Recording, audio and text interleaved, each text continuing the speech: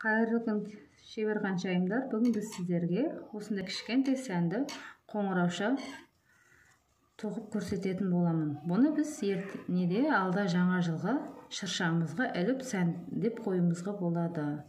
Ол үшін бізге қоңыр жіп, крючок, сары жіп керек болады. Ал енді жұмысымызды бастаймыз. Бірінші біз қоңыр жіпті алып,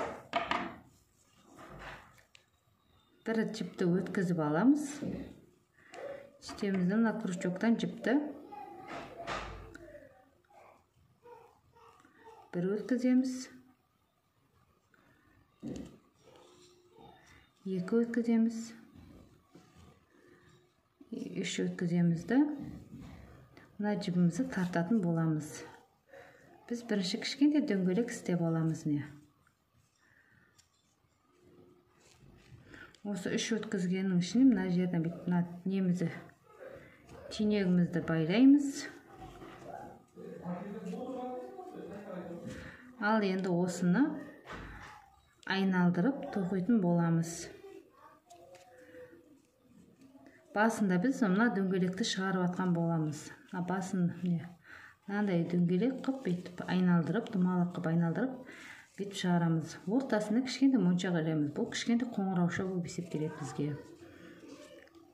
Мына үшеуден әр тесігінен без накидка қылып, екеуден жүргізіп шығамыз.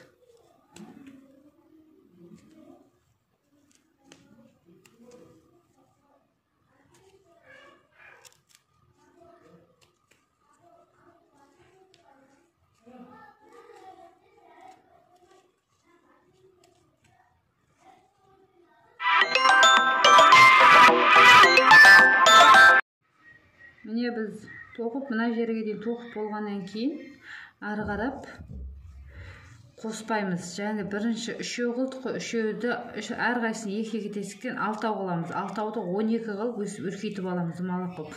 Одан кейін қоспай тура осыны айналдырып тоқып кете береміз.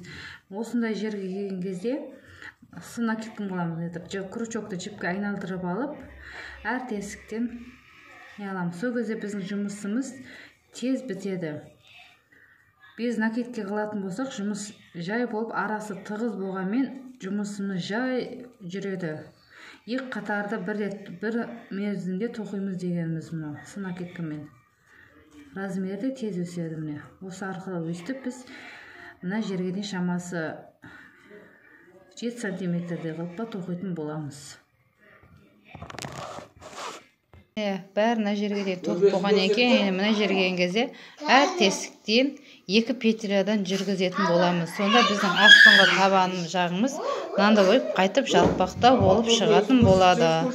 Ал енді шебер қаншайымдар өстіп кішкентай қоңырауша шығатын болады өз тоқығаннан кейін.